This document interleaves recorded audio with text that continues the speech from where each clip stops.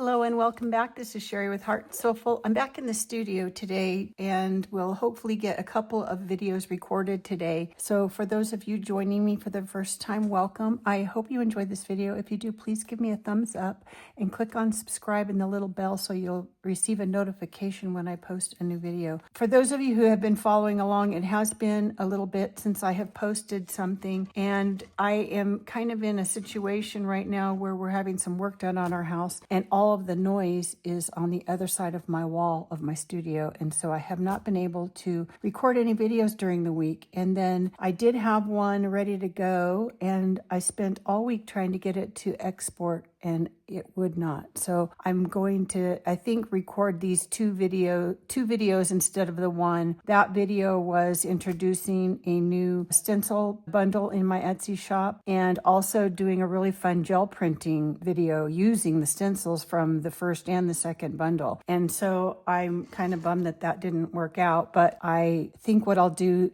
today is share the other things that I have finished and been working on that have also gone into my Etsy shop this week. And then kind of for those of you who have been following along with the gel print art series, this all kind of fits in with that. I took a little break from actually creating the projects to do some stencil bundles based on requests from various people through either my YouTube channel or Instagram or my Facebook page. So I went ahead and took the time to do that since I couldn't record anyway. And then I've been working on some things for some upcoming more demonstration videos for the gel print art series. So I am going to continue on that. It's probably going to be a few more weeks before I'll be able to really do recording during the day. So I'm hoping to get something out, but we'll see. So hopefully you'll stick with me.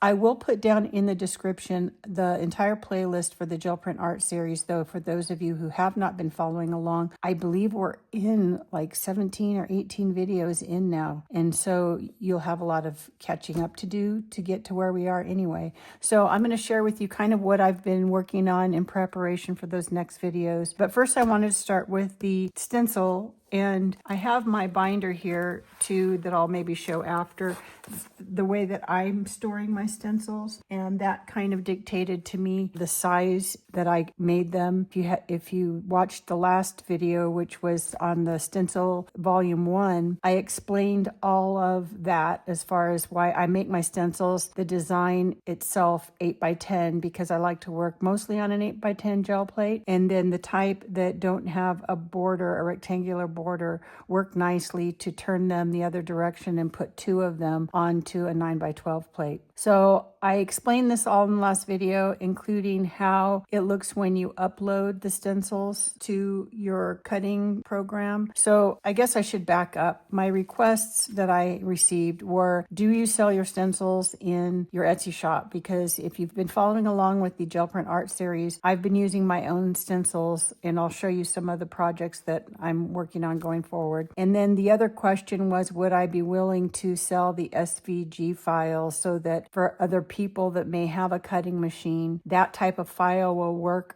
across different platforms. So I did go ahead and decide to kind of see how that works out. And I have sold quite a few already of the first volume. And then I did, like I said, I tried to do this video a week ago. So my Etsy shop has had all of these, the second volume stencils in the shop already and the files. So I have sold a few of those as well, including an actual stencil, some of the stencils. So this was volume 1.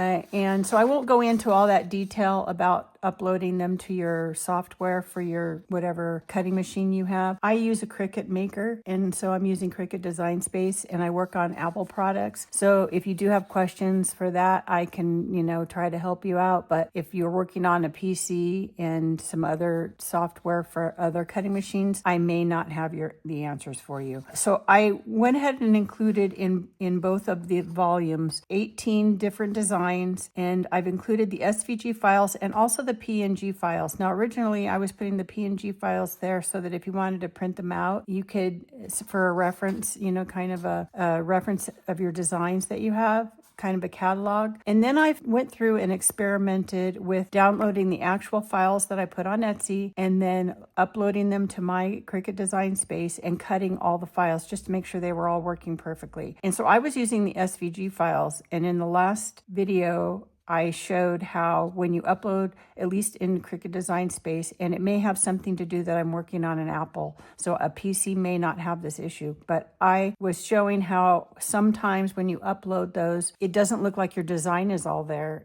There's black where there should be white and that kind of thing. But that if you continue on all the way to the cutting, you'll see that it's fine. So I decided to try it with uploading the PNG file and see if that got rid of that issue for me. So working again with my Apple MacBook Pro and my Cricut Design Space, when I uploaded the PNG files, the design looked there from the beginning and they cut fine also. So I just wanted to mention that because I did not do that test in the last video. Okay, so on to the actual package. So this is what you'll see in the Etsy listing on the first photo. And then you'll see 2 designs per photo so that you can kind of get an up close look at the designs. And again, I tried to kind of vary the size and scale and type of patterns that I have in this kit as well. So I've already put them in this plastic, so hopefully we don't get too much of a glare here, but I wanted to go back and show you the designs, each one. Now, if you did watch the last video, I did explain the 2 types that I do. Some of them will have this rectangular frame, and that's a stencil. So the cutout is the white part. And when I do the sizes for cutting them, see, these are all actually already cut and ready to use for those of you who don't have a cutting machine. The design itself is 8 by 10, but the actual stencil itself is 8 1/4 by 10 3/4. I'm in the United States and I work with a letter size paper and materials, and that is 8.5 by 11. I made it just a little bit smaller than that because I like to store mine in a binder in these little plastic protector sheets. And so I'll maybe put a little reference of a gel print that I did so that I see what they look like. But this is how I like to store my stencils. And so it just kind of makes it handy. If I make it that smaller, little bit smaller size, it's easier to pull in and out. So that's why that's kind of an odd size. So that is how I store mine, and you may have a different way. Feel free to share that with me if you know of an easier way. So for this set, again, there's 18 designs. In the last set, I had polka dots in a grid pattern in a couple of different sizes. I did not have a 3/4 inch. This is a 3/4 inch size, and I'm calling these polka dots. They're staggered so that it's kind of a different pattern. And then I have a 1/2 inch. I did have a 1/2 inch in the little grid ones as well. And then this is bricks. The last batch had a rectangular grid shape, but this is staggered, so I'm calling this one bricks. This one I'm calling banners. It's similar to a rectangular shape, but it has this little kind of flag shape that look like little mini banners. And then this one I added some pluses, and then some X's and O's. So you can see these are all considered stencils because they have the rectangular frame. This one is octagonal tile and Taj Mahal large tile. In the last set, I had Taj Mahal small tile, so the same shape, but they were much smaller, and I think they may have been like 5 across. So you can see this. These are just reference pictures with the title so that you can have that for reference. But then you can see the actual stencils, you know, the size. And then I didn't put triangles in the last one, so I did a triangle grid, large triangle grid, and then a smaller triangle grid just for scale.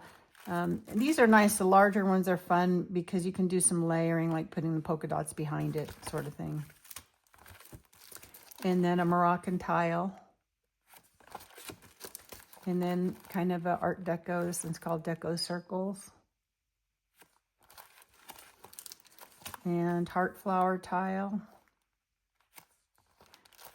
This one's pretty intense to cut. I really encourage you to watch the video, and I'll put a link down below for the first set, because I go into detail about tips and tricks about cutting these. So if you are going to order the bundle, you'll get the all 18 of these designs in that bundle. And some of them are trickier to cut than others because of the details. So I go over all of that in the previous video. If you're just purchasing the actual stencil, then you're just buying one. The listing is for one stencil. So this one is called Kaleidoscope. And Vintage Keyhole. And this is Deco Circles 2, so similar to the other one, but a little bit different. So you get, again, this is a little more open. And then this is a mask called Swirls. And for this one, I actually also am including, there's a little package in here of the actual cutout swirls, because those you can actually lay on your gel plate too as another design. So the masks. And then this one, I already sold the stencil, so I need to cut another one. But this one's one of my favorites. It's called Wonky Weave. This one can also be tricky to cut. So again, I kind of give you tips on that. And it seems like, now I need to think about it, it was on this one. There is a tip about this one that I should mention, because I didn't have a stencil like this in the last set. I am creating a third bundle, and there will be at least one similar to this. And I should maybe pull this out so you can see what I mean. Or maybe I'll find it in mine so I don't have to open that. This one is a little trickier. And I mentioned the other ones that in the previous video, when I had some tricky ones with the little things that had little openings, those I started using the stronger grip mat to cut those, because what happens is the little teeny tiny pieces, by the time you do the number of passes, sometimes those will come loose. And if you have the stronger grip mat, those could maybe stay in place. If they come loose, sometimes they flop around on your plastic, and then they prohibit the blade from cutting the whole stencil. It might get stuck on the end of the blade, or just be floating around on top of the plastic and get caught up in the blade. I go through all of this, like I said in the last video, but this one is a little different. I did cut this one on the strong grip, and that was a mistake, because you can see you have these little springy bits. And I'm thinking of putting this one in the next bundle, and it does the same thing, because there's some, not all the parts are connected to another part of the stencil. So you end up, when you're trying to pull this off your mat, if you're using the strong grip, it wants to stick like this, and you run the risk of tearing your stencil before you even get it off the mat. So I found that for ones like this, and there are larger openings, bigger pieces, so they're not going to come off and float around on your mat. So using the standard grip mat for this is a better idea. And then also in the last video, I mentioned using my heat gun very carefully, because you can ruin your mat pretty quick, is to just let that warm up enough, and it'll help this to pull off. So I found that to be a tip. And then the other tip for curved things, sometimes those are a little bit trickier to cut on a curve. It doesn't cut through as well as on a straight line for some reason. So I think when I did this one, I actually upped it to 5 passes, because I wasn't worried about little bits coming off. So a standard grip mat and 5 passes on ones like this worked better when they have lots of curves. If you do end up with part of your stencil that is not, where the little parts are not completely cut out, I found that if you use cuticle scissors, they have a curve to them, and so those are easier if you need to get in there and clean anything up and cut anything away, that using a curved scissors helps. So that is my tip for this type of stencil that I did not have in the last bundle. Okay, so that is it for my bundle of stencils for this second bundle. And like I said, I'm going to be working on a third, probably not right away. It may take a little time, but I am going to work on a third. The other thing that I have in my Etsy shop, if you had been following along, several videos ago, I did some accessory things with my gel prints. And in those videos, I showed you, I have another one ready to go, which is good, because I've just finished up this next batch of items, and I'll show you all of these so you can kind of get an up close look at them. But there's, I don't remember which video this is, but in a video, this was using some scraps from the gel prints and creating this piece that I then cut up. And it's very finely detailed. You can see it's just something I enjoy doing, fine details. So I create this and then I cut them up to make little art pieces of functional art. So I have another batch. The first batch sold pretty quick. So these are already in the Etsy shop. In fact, I've already sent off one item today, and I haven't even talked about it on, online. Some people I think actually follow my Etsy shop to see when things are arriving there. So let's see, the first thing I did is I created these are buttons. Now they're not really buttons. These are, I'm going to call brads. I had made some buttons in the last batch, and I was putting this little shank style, doing a little shank style button instead of the type that have holes in them because I didn't really want to drill holes through my artwork. I may make some like that, but I haven't yet. So this time when I had made these, I wanted to use one as a closure on a journal. And this was a journal that I had made, this is several videos ago, but I decided it would be really easy if this was a brad instead of a button to attach it, because I could just make my hole, put it through. I covered it with a little piece of tape, but then, once I put the inside cover on it, you don't really feel it.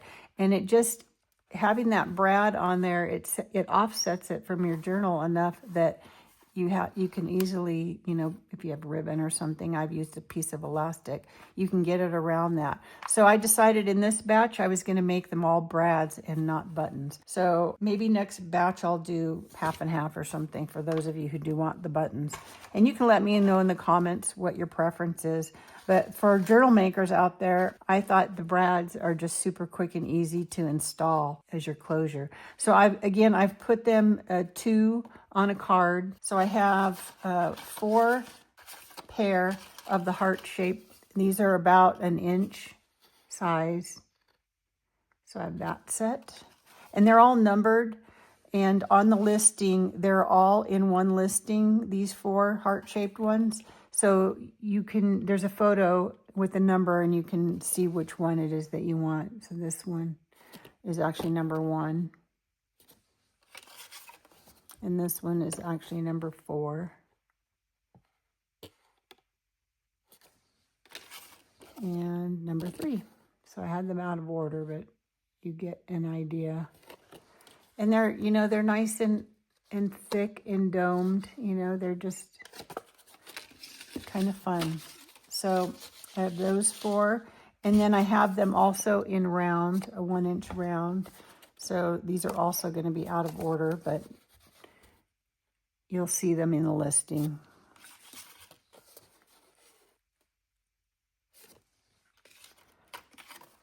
But just fun little individual. And these are the actual painted, and the pen work and everything is original. These are not copies.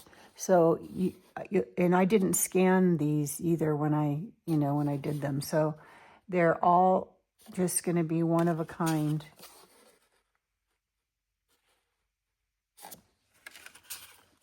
But using the resin like that, it really kind of magnifies the design, and you really can see all the metallic that was used.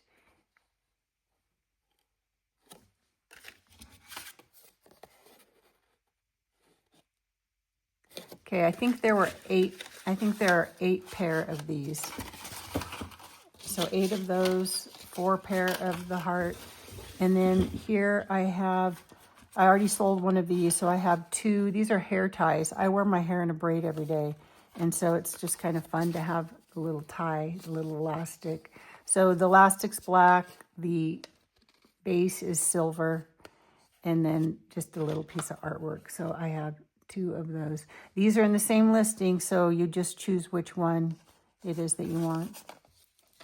And then I have these are also brads, but for larger journals or craft projects. I have 1, 2, 3, 4, 5, 6, 7 of the large hearts. So these are 1.5 inches across. And again, they're all numbered and photographed with their number so that you can choose which one you want.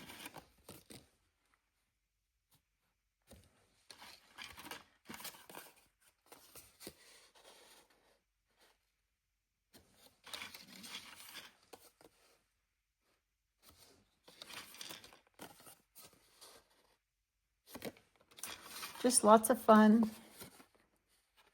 I have another sheet, like I said, ready to cut up to use for things. So, and then 2 more smaller ones that are in the works. The 1.5 inch circle, I decided for these, I would put a pin back on them.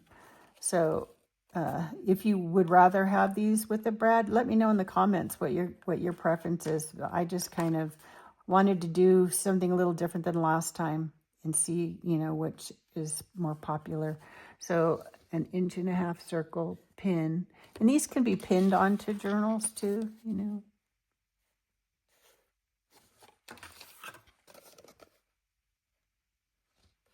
If I'm getting it up close enough for you.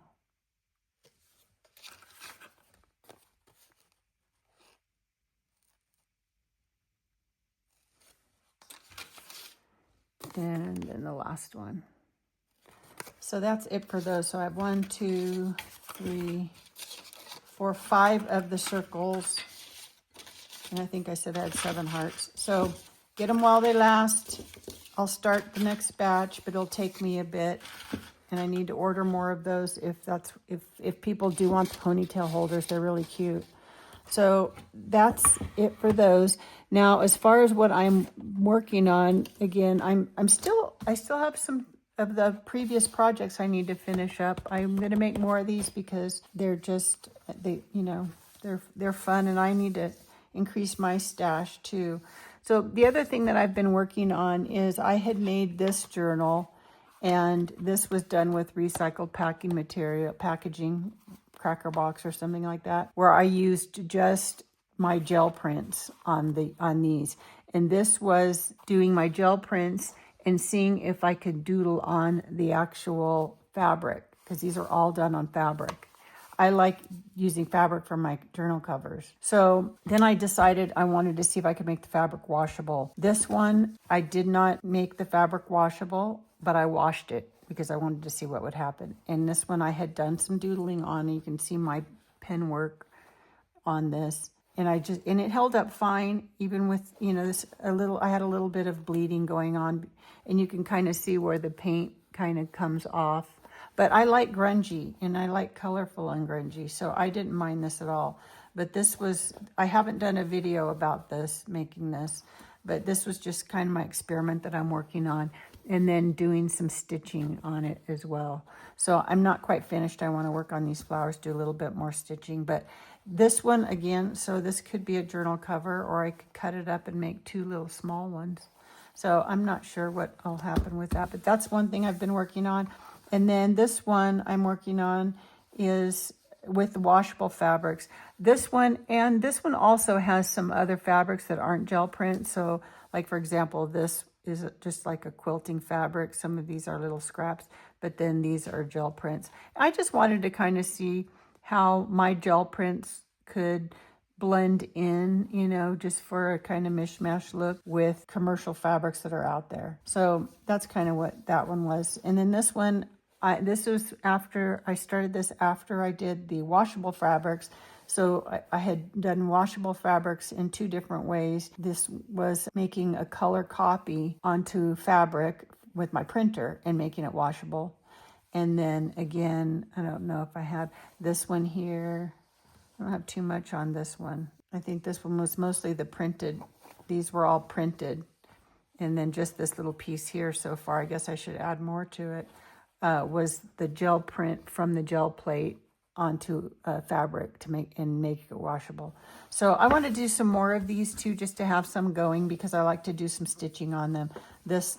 I've washed this. I had kind of just used my glue stick to stick it down. And then I've washed it because I kind of like the edges to get kind of that washed, tattery kind of look. So I still want to do a lot on this one. But this is what I'm working on. So my next videos, I want to be on making these kind of slow stitched fabric printed gel print journal covers. But then I also want to start working on some papers for the insides of these journals. And I've been watching on Instagram, I've been following Leslie Iverson, I think is her name. And I don't believe she has a YouTube channel, but I really like her style because she does really kind of grungy, colorful, which you see is kind of what I like also. And then I'm probably going to say her name wrong, but Debasri Day. I'm also following her, and I don't. She may have a YouTube channel. I should look and see. Her style is very grungy, more neutrals kind of thing that you've seen me use a lot in previous, before I was doing this gel print series. I really like grungy, kind of rusty, neutral kind of things too. So I've just been inspired by both of them, and so I want to create some inside papers using my gel plate, but maybe on some different materials and things for the insides of these journals, kind of doing a really kind of loose junk journal-y art journal kind of thing. So that is what my next video is going to be. I think I'm going to try to record it right after this one, doing some fun things for the insides of these journals. And then when I have some papers together and these finished, then I'll do a video maybe making an actual journal using all these things with your gel prints. So that's it for me today. Please leave any comments or questions that you have down in the comments. I'll put links again for the playlist and then for also the previous video in case you're going to be purchasing those SVG files and need some tips on cutting those. So that's it for me today. Have a great rest of your day. Now go make something. Bye.